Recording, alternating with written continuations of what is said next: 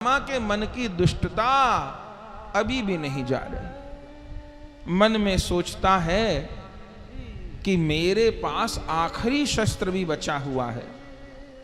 अरे मैंने पांडवों के 5 पुत्रों को तो मार ही डाला, पांडव बूढ़े हो गए, अब तो उनके यहां संतान होनी नहीं है। सुना है उत्तरा जो पांडवों की कुल वधू है वो गर्भवती है। यदि मैं उसका गर्भ नष्ट कर दूं तब पांडव लोग निर्वंश हो जाएंगे।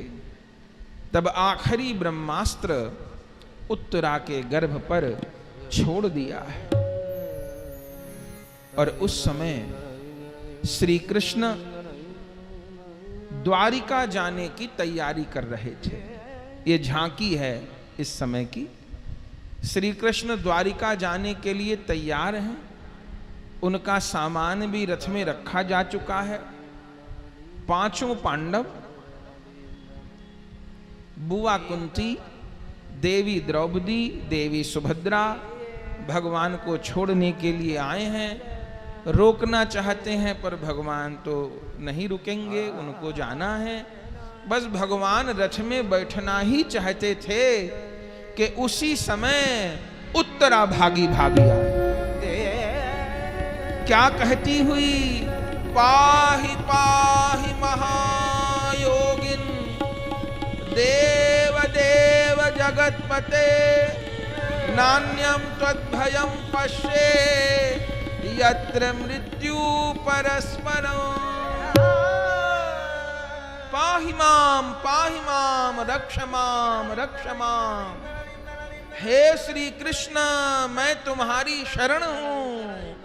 हे जगतपति मेरी रक्षा करो, मेरी रक्षा करो, मेरी रक्षा करो। और भगवान के निकट आकर के शरणों में गिर गई। आश्चर्य, पांडवों के घर का एक एक व्यक्ति अद्भुत है। उनकी ये कुल वधू भी अद्भुत है। सूत जी कहते हैं, शौनक जी देखा वहां तो 5 पांडव खड़े हैं और अभी तो अश्वत्थामा को दंडित किया है अर्जुन ने, और अर्जुन के पास में ब्रह्मास्त्र का निदान भी है, भीमसेन भी हैं, युधिष्ठिर भी हैं, लेकिन उत्तरा किसी से सहायता नहीं मांगती। अर्जुन तो ससुर लगते हैं और कोई कमजोर नहीं है, परम बलवान है, निदान कर सकते हैं, लेकिन अर्जुन से सहायता नहीं मांगी, युधिष्ठिर से सहायता नहीं मांगी, भीमसेन से सहायता नहीं मांगी। आहा, एकमात्र श्री कृष्ण से ही सहायता मांगती है। शौनक जी कहते हैं, गुरुदेव इसका क्या अर्थ है? सूत जी कहते हैं, शौनक जी इसको कहते हैं शरणागति। शरणागति किसको कहते हैं? बोले कठिन से कठिन परिस्थिति में भी, महान से महान विपत्ति में भी श्री कृष्ण ही मेरे रक्षक हैं। इस भाव को न भूलना। प्रगाढ़ता से इस भाव को मन में रखना। अभी प्राण छूटने लग जाए, ढोल बजा के मृत्यु थोड़ो आती है, अचानक ही आती है। अभी प्राण छूटने लग जाए, अभी प्राणों का उधर्वगमन होने लग जाए, शरीर में बेचैनी होने लग जाए, तो हम अपने मन से पूछें, आप अपने मन से पूछिए कि हाय हाय करने लग जाएंगे क्या?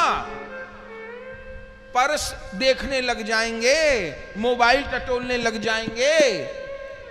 अभी प्राणों का उधर्वगमन होगा तो क्या करेंगे हम? हाय हाय कहेंगे या अभी प्राण निकलने लग जाए तो मुंह से हा गोविंद कहेंगे? ये है शरणागति की कसौटी कि हा गोविंद, हे कृष्ण, हे राम, ये मुंह पे शब्द आते हैं कि नहीं आते? हम तो कई बार सामान्य विपत्ति में भी भगवान की विस्मृति कर जाते हैं। तो बहुत बड़ी विपत्ति है। कृष्ण केशव पाहि मां, कृष्ण केशव पाहि मां, राम राघव रक्ष मां, राम राघव रक्ष मां, कृष्ण केशव कृष्ण केशव कृष्ण केशव पाहि मां, कृष्ण केशव कृष्ण केशव कृष्ण केशव पाहि मां, राम राघव राम राघव राम राघव रक्ष मां, राम राघव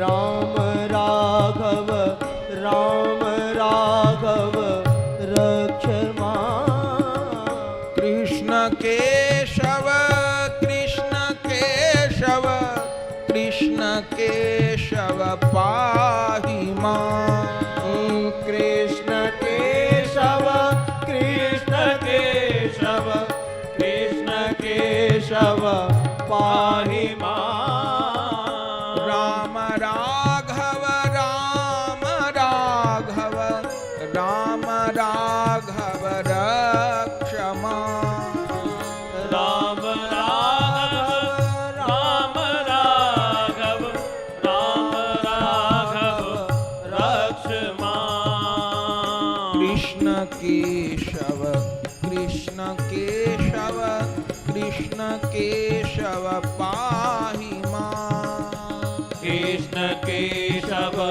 कृष्ण केशव कृष्ण केशव पाहि मां, राम राघव राम राघव राम राघव रक्ष मां, राम राघव राम राघव राम राघव रक्ष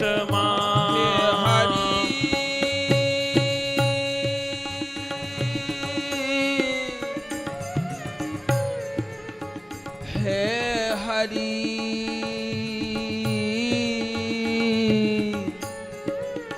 हे हरि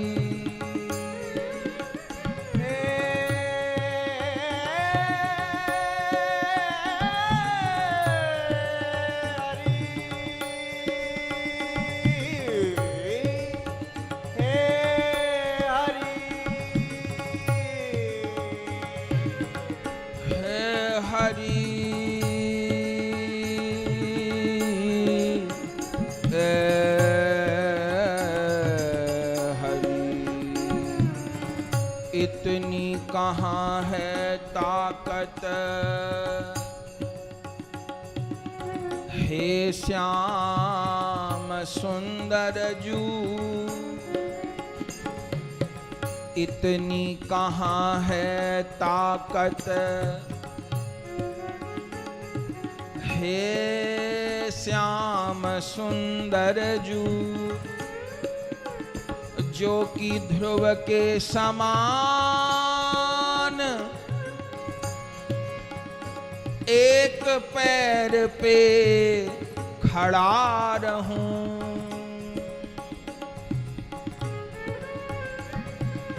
इतनी आत्मदृढ़ता तो मुझ में कदापि नहीं,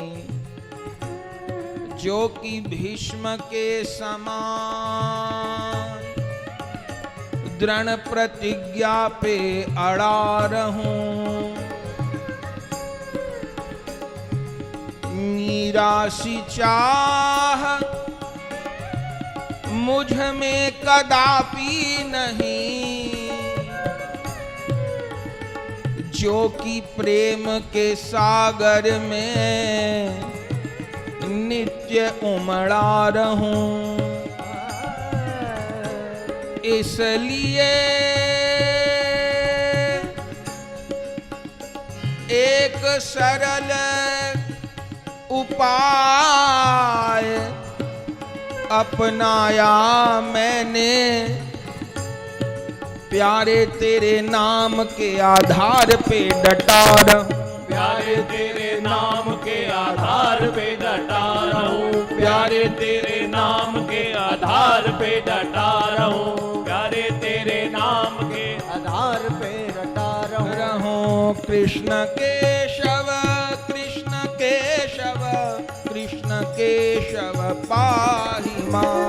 ओ कृष्ण केशव कृष्ण केशव कृष्ण केशव पाहि मां। राम राघव राम राघव राम राघव रक्ष मां।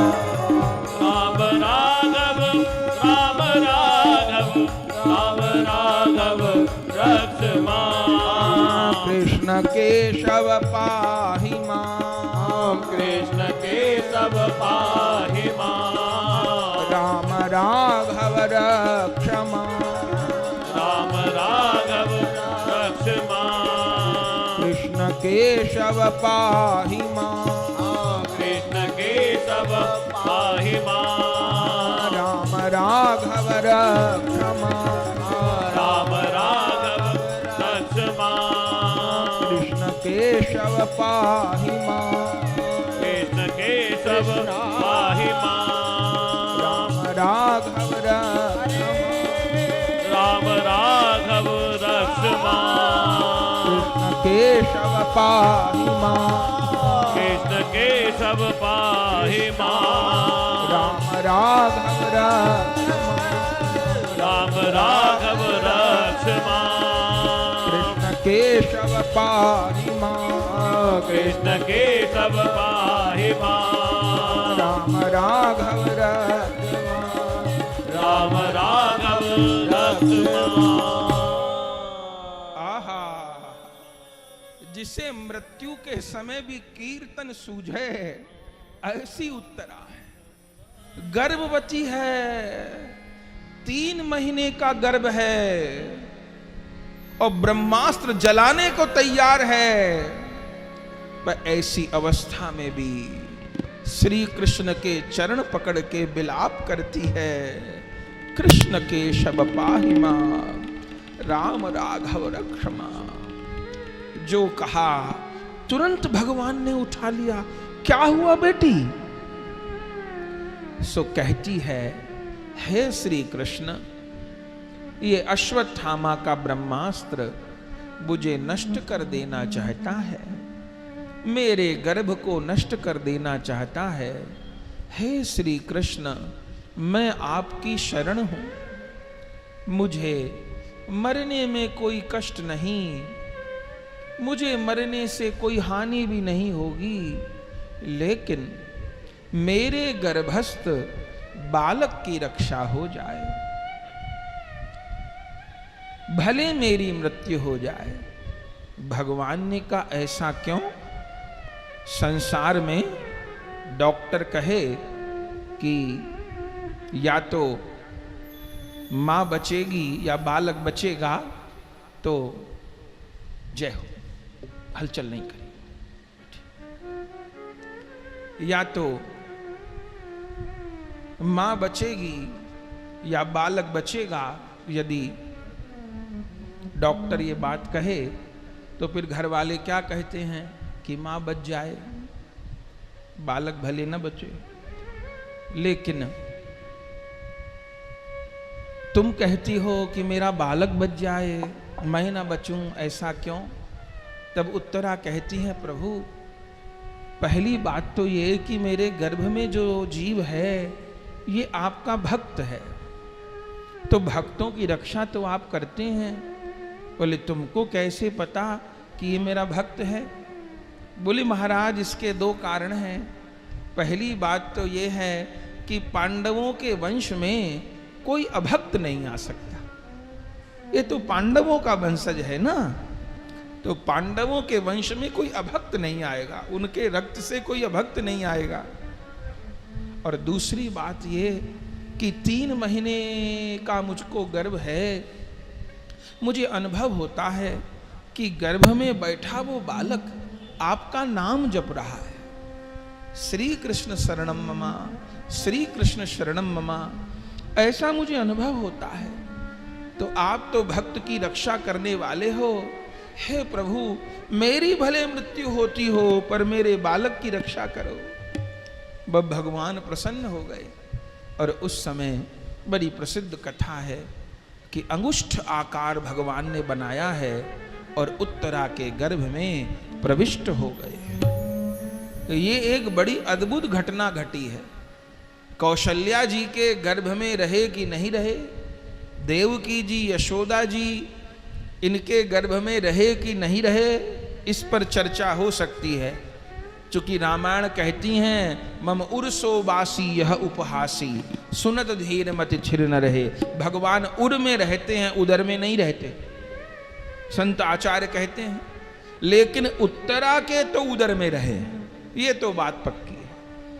भले देवकी जी कौशल्या जी की उदर में न रहे हों पर उत्तरा के उदर में तो रहे हैं। उत्तरा ऐसी महिला हैं जिनके पेट में भक्त और भगवान दोनों संग संग रहे। परीक्षित जी भी उनके पेट में बैठे थे पहले से ही, अब भगवान और प्रविष्ट हो गए और 9 महीने तक भगवान ने गर्भ में वास किया। उत्तरा का समाधान हो गया और जैसे भगवान प्रविष्ट हुए भीतर तो परिणाम ये हुआ कि वो ब्रह्मास्त्र तो चला ही गया, निष्फल हो ही गया। जो ताप लग रहा था उत्तरा को, उसको परम शीतलता का अनुभव हुआ।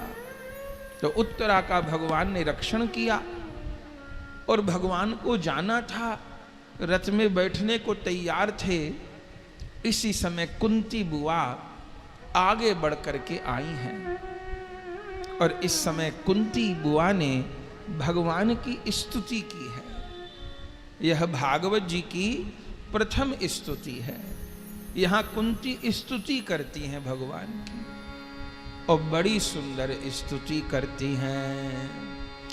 कृष्णाय वासुदेवाय देवकी नंदनाय च नंदगोपकुमाराय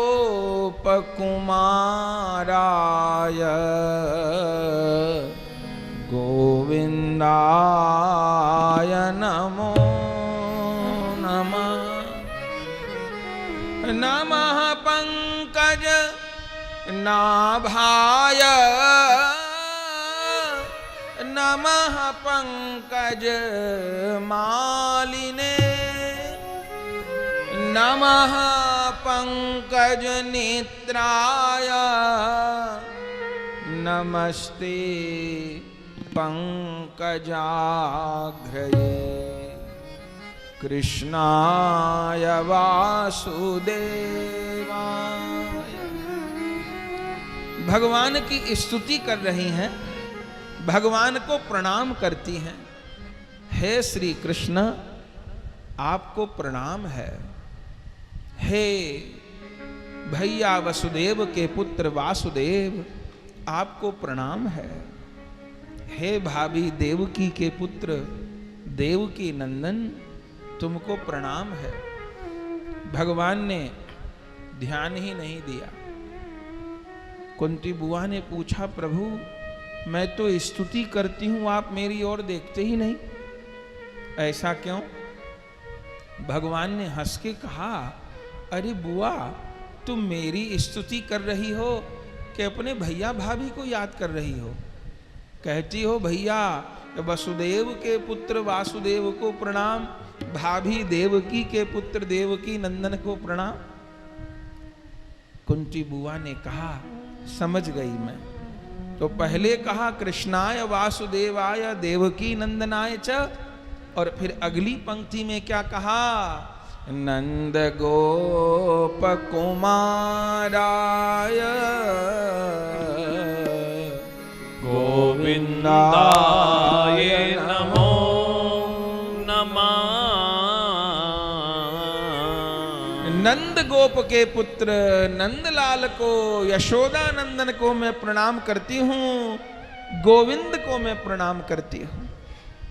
भगवान प्रसन्न हो गए। इसका अर्थ ये नहीं कि भगवान वासुदेव नहीं है, भगवान देवकी नंदन नहीं है, वो तो सभी कुछ हैं, पर उनको नंद नंदन कहलाने में जितना आनंद होता है उतना और शब्द में नहीं होता। जितना उनको नंदलाल कहाने में, जितना उनको यशोदा लाल कहाने में आनंद होता है, उतना आनंद और शब्द में नहीं होता। ब्रज की याद भगवान को आती है। तो नंद गोप कुमार आए, कहा भगवान प्रसन्न हो गए। और फिर कुंती बुआ ने कहा गोविंदाय नमो नमः, मैं गोविंद को प्रणाम करती हूँ। बोले गोविंद को प्रणाम करती हूँ, ऐसा क्यों कहा? बोले गोविंद माने गवाम इंद्र इति गोविंद, गैयाओं के रक्षक को, गैयाओं के राजा को गोविंद कहते हैं।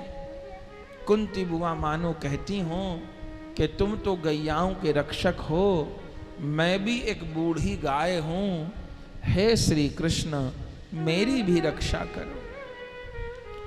भगवान ने कहा बुआ तुम पर कौन विपत्ति आ गई है? अब तो सारी विपत्ति दूर हो गई, सारे कौरव मारे गए, अब तो निष्कंटक राज्य को भोगना, प्रसन्न रहो, अब तो सारे दुख दर्द दूर हो गए और तुम कहती हो कि विपत्ति आ गई। कुंती बुआ कहती हैं प्रभु मेरे लिए तो अब सबसे बड़ी विपत्ति आई है। बोले क्यों? बोले सारे दुख खत्म हो गए ना। बोले अरे राम दुख खत्म हो गए तो सुख का समय आएगा कि दुख का समय आएगा? बोले प्रभु अब आप कहते हो दुख खत्म हो गए तो खत्म ही हो गए होंगे। अब दुख खत्म हो गए तो अब आप दुख दूर करने तो आओगे नहीं हमारे। हमारे पास इतना भजन है नहीं, हमारे पास इतना स्मरण है नहीं कि आप हमारे भजन का आनंद लेने आओ। चूंकि आप तो मधुकर हो ना, जिन भक्तों का हृदय कमल के जैसा हो जाता है निर्मल, जिसमें आपकी लीला, आपका रूप, आपका धाम प्रकाशित होता है, तो आप मधुकर बन के उनके हृदय रूपी कमल पर बैठ करके रस पान करते हो। पर मेरा हृदय तो ऐसा नहीं है। तो आप जब भी आए हमारे रोने बिलखने को देख करके आए, हमारा कष्ट दूर करने को आए। हमारे पास भजन तो है नहीं कि आप उसका आस्वादन करने आए हो। हाँ गोपियों के पास ऐसा भजन है, गोपियां तो कभी नहीं कहती कि हमारी विपत्ति दूर करने आओ। आप उन गोपियों के घर माखन खाने जाते हो, वो तो कभी नहीं कहती हमारा दुख दूर करने आओ। लेकिन आप गोपियों के घर उनका माखन खाने जाते हो, उनकी दही खाने जाते हो। अरे उनकी तो छाछ भी आपको इतनी मीठी लगती है कि नाच गा के छाछ तक पीते हो। तो वहां तो आप अपनी इच्छा से आते हो क्योंकि वो इतनी भजनशील हैं। पर मैं तो पापनी हूं, भजन तो मेरे पास है नहीं, कमल जैसा हृदय मेरे पास है नहीं। मेरे पास तो आप मेरे दुख ही दूर करने आते थे। कभी बच्चों को कोई तकलीफ, कभी कुछ, जिंदगी तो इन्हीं आफत में बीत गई। तो उस दुख से मुझको लाभ ये होता था कि आपका दर्शन होता था। अब आज आपने कहा कि दुख समाप्त हो गए, तो अब आपका दर्शन भी दुर्लभ हो जाएगा। तो मुझे ऐसे सुख नहीं चाहिए जो मुझे आपसे दूर कर दे। वो सुख तो मेरे लिए सबसे बड़ा दुख है, जो आपसे दूर कर दे, जो आपके दर्शन से दूर कर दे। मुझे वो सुख नहीं चाहिए। सुख के माथे सिल परे, जो नाम ही है तेरा, बलिहारी वा दुख की, जो पल पल नाम रटा। तकलीफ आती थी तो आपका भजन होता था, आप आते थे, और अब दुख खत्म हो गए, सब कष्ट खत्म हो गए तो जा रहे हो। तो क्या चाहिए आपको? तो ऐसा करो गोविंद, मेरी झोली में फिर से दुख डाल दो। ऐसी मांग तो विश्व में किसी ने नहीं की, किसी भक्त ने ऐसी वस्तु नहीं मांगी। विपदः सन्तु न शश्वत् तत्र तत्र जगद्गुरो भवतो दर्शनं यतः स्यात् पुनर्भव दर्शनम्। विपदः सन्तु न शश्वत्, हमको विपत्ति दो, चूंकि विपत्ति आएंगी तो विपत्ति दूर करने प्रभु आप भी आओगे। भगवान ने कहा, बुआ क्या कहती हो तुम? अपने भक्तों को दुख दूं?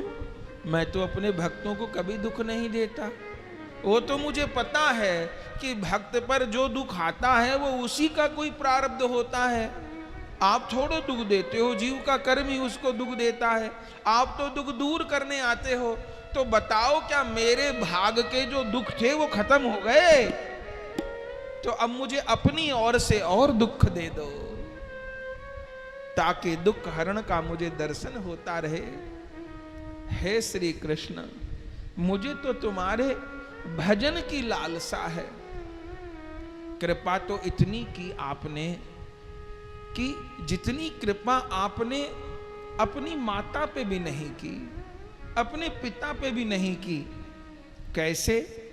बोले, आपने कंस से अपनी मां की रक्षा तो की, अपने पिता की रक्षा तो की, लेकिन अपनी मैया के 6 पुत्रों की रक्षा नहीं की।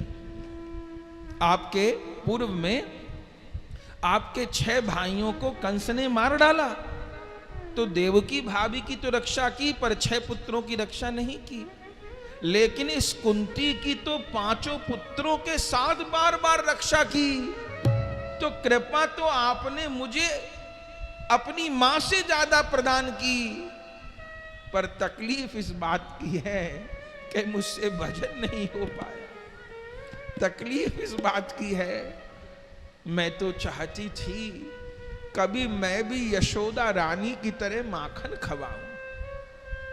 कान्हा, मैं बीच बीच में ब्रज जाती थी, पूछते थे सब लोग, गोकुल क्यों जा रही हो, क्या काम है? तो मैं कह देती थी, रोहिणी भाभी से मिलने जा रही हूं। रोहिणी भी भाभी लगती है, वसुदेव जी की पत्नी है। वसुदेव जी सगे भाई हैं कुंती बुआ के। तो सब पूछते थे कि क्यों जा रही हो गोकुल? तो मैं कह देती थी, मैं रोहिणी भाभी से मिलने जा रही हूँ, उनका हालचाल लेने जा रही हूँ, वो अपने पति से दूर वहाँ हैं।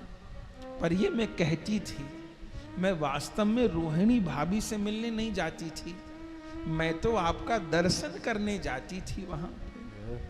एक दिन मैं गई तो मैंने क्या देखा कि नंद रानी आपको उखल से बांध रही।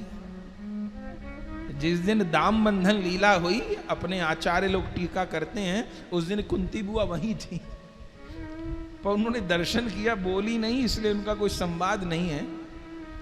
पर जिस दिन उखल बंधन लीला हुई थी उस दिन वहीं थी कुंती बुआ। तो मैं एक दिन गई, मैंने तो विचित्र लीला देखी। आपने मटकी फोड़ दी और यशोदा उखल से बांध रही थी आपको, और आप बंध रहे थे। तब मेरे मन में आया, क्या मैं भी कभी आपको बांध पाऊंगी? फिर आपने थोड़ी देर में तो पेड़ ही गिरा दिए। ब्रजवासियों को लगा जाने कैसे पेड़ गिर गए, पर मुझे तो पता था ये सब नटखट की लीला है। और फिर नंद जी आपको खोल दिए, फिर आप गोद में बैठ करके, आप तो छोटे ही थे एकदम, फिर यशोदा जी की गोद में बैठ करके आप माखन खाने लग गए। मैं रोहिणी भाभी से तो थोड़ी देर मिलती थी, मैं यशोदा रानी के पास ही बैठती थी। मैं उनसे जानना चाहती थी वो कौन सा पाठ करती हैं, वो कौन से मंत्र जपती हैं, वो कौन सा भजन करती हैं। पर यशोदा मैया को तो ये पता ही नहीं था कि पाठ भी होते हैं, भजन भी होता है, कोई मंत्र भी होता है। यशोदा माँ के पास तो एक ही धन था, वो भजन पाठ करती थी ये तो मैंने कभी देखा नहीं, पर वो आपसे प्रेम बहुत करती थी। वो प्रेम मुझे कैसे मिले? मैं तो गोकुल में इसी के लिए जाती थी। मेरा मन होता था मैं यशोदा रानी के चरण छूं, पर वो छूने नहीं देती थी। मैं चरण छूना चाहती थी, वो हृदय से लगा लेती थी मुझे। तब मैं जब वहां से चलती थी तो मैं नंद आंगन की थोड़ी सी रज ले आती थी, अपने आंचल में बांध लेती थी और उस रज को माथे से लगाती थी, हृदय से लगाती थी। फिर जब मौका मिलता था फिर चली जाती थी। बहुत तो अवसर नहीं मिलता था, पर मैं देखती थी कि ब्रज भक्तों ने आपको अपने प्रेम में अधीन कर लिया। यशोदा जी को देख देख के, जैसे अपने से धनवान आदमी को देख के आदमी के मन में क्या इच्छा होती है, अरे इसके पास कितने अच्छे कपड़े हैं, मेरे पास हों। इसका घर कितना बढ़िया है, मेरे पास भी हो। इसकी गाड़ी कितनी अच्छी है। तो धनवान व्यक्ति को देख के वो सब पाने की इच्छा मन में होती है। ऐसे अपने से श्रेष्ठ भक्तगण को देख के, गुरुजन को देख के, आचार्यों को देख के वैसा प्रेम पाने की इच्छा होती है। तो यशोदा जी को देख करके मेरे मन में भी लालसा होती थी कि कहीं मुझे भी यशोदा के प्रेम का छींटा मिल जाए, पर मेरे भाग में था नहीं, वैसा हृदय मेरे पास था नहीं। चूंकि मैं तो जब भी पुकारती थी अपने दुख दूर करने के लिए पुकारती थी ना, मैंने आपको प्रेम करने को कभी नहीं पुकारा। मेरे मन में ये लालसा कभी नहीं आई कि उनको गोद में बिठा करके कुछ पवाऊं, ये लालसा कभी नहीं आई। मैं तो स्वार्थी हूं। लोग मुझे भक्त कहते हैं, मैं काहे की भक्त हूं? मैं तो स्वार्थी हूं, अपने रोने ही रोती रही जिंदगी भर, अब ये हो जाए अब वो हो जाए, और नाम देती रही तकलीफों का कि ऐसी मेरे साथ तकलीफ, मेरे साथ ये हो गया, छोटी उम्र में मेरे पति चले गए, मुझे इतनी तकलीफ, ये वो। पर ये सब नाटक था। देव की भाभी से ज्यादा कष्ट थोड़े थे मेरे, पर मेरे भीतर तुम्हारे लिए प्रेम पैदा नहीं हुआ। मैं तो दुख के माध्यम से ही तुम्हें भज रही थी। दुख खाते थे, चीखती चिल्लाती थी, तुम बचाने आते थे। मेरी तो संपत्ति दुख थी, हाय आज वो संपत्ति खत्म हो गई।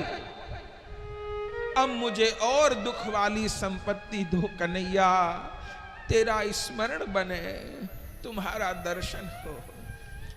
भगवान कह रहे बुआ कैसी बात करती हो, दुख तो मैं नहीं देने वाला तुमको, तो मुझे तो दुख चाहिए। अब बुआ का मांगने का हक होता है, भतीजे को देना चाहिए, तो मुझे तो दुख चाहिए।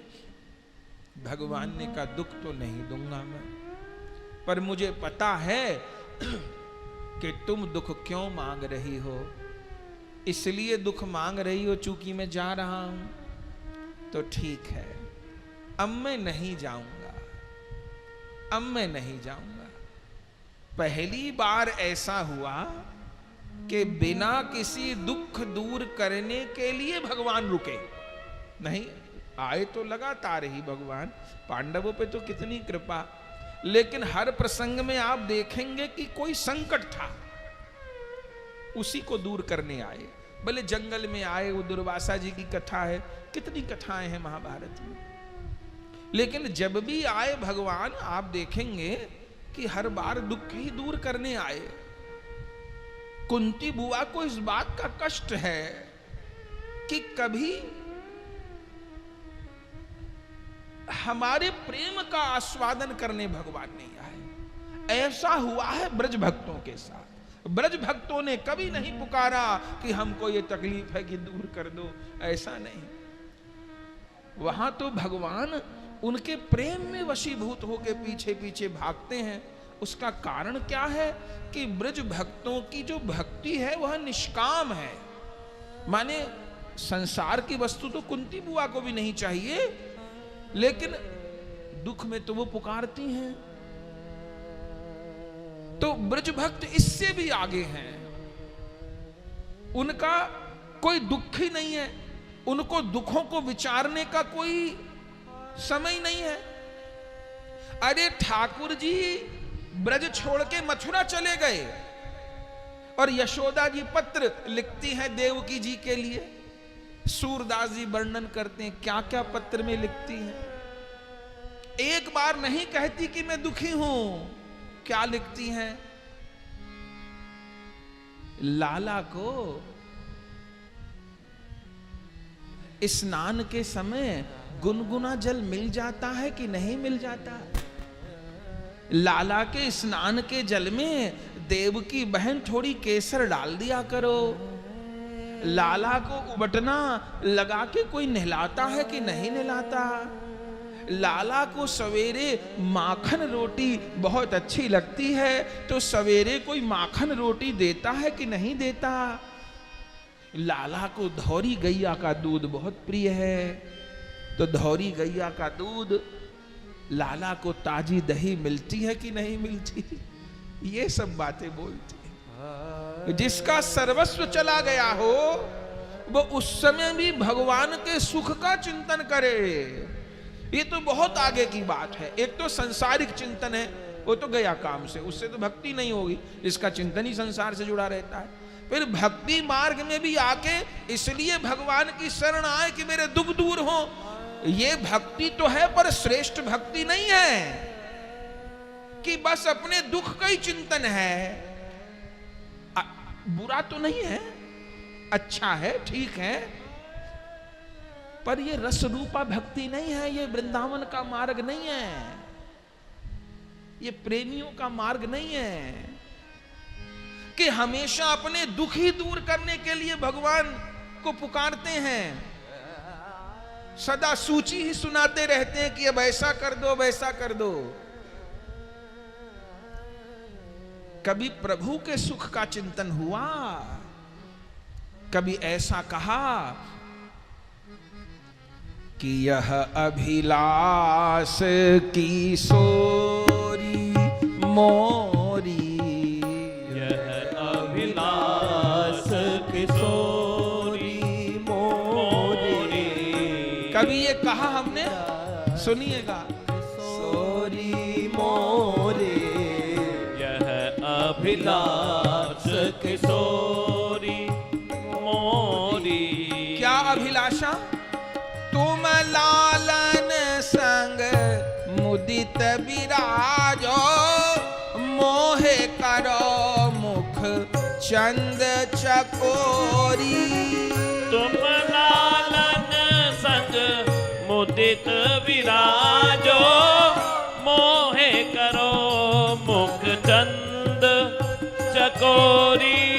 तुम लालन संग मुदित विराजो, मोहे करो मुख चंद चकोरी। तुम लालन संग मुदित विराजो, मोहे करो मुख चंद्र चकोरी। करहु कृपा अब बेग छबीली, करहु कृपा अब बेग छबीली। करहु कृपा अब बेग छबीली। करहु कृपा वेद छबीली। ललित किशोरी माननी होरी, ललित किशोरी मान निहोरी। ललित किशोरी माननी होरी। ललित किशोरी मान निहोरी। यह अभिलाष किशोरी मोरी, यह अभिलाष किशोरी मोरी। यह अभिलाष किशोरी मोरी, यह अभिलाष किशोरी मोरी। निश दिन श्री निकुंज भवन में हाजिर रहूं वृष भान किशोरी।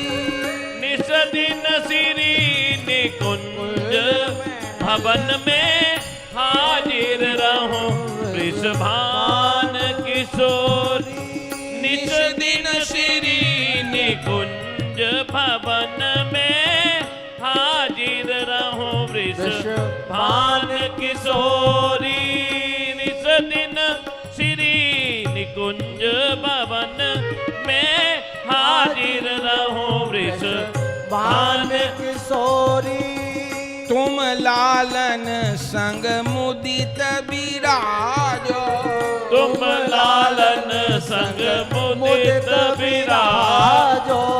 तू गरबाही दिए विराजो, तुम गरबाही दिए विराजो। मोहि करो मुख चंद चकोरी, मोहे करो मुख चंद्र चकोरी। मोहि करो मुख चंद चकोरी। मोहे करो मुख चंद चकोरी। यह अभिलाष किशोरी मोरी, यह अभिलाष किशोरी मोरी। यह अभिलाष किशोरी मोरी। यह अभिलाष किशोरी, यह अभिलाष अभिलाष किशोरी। यह अभिलाष किशोरी। यह अभिलाष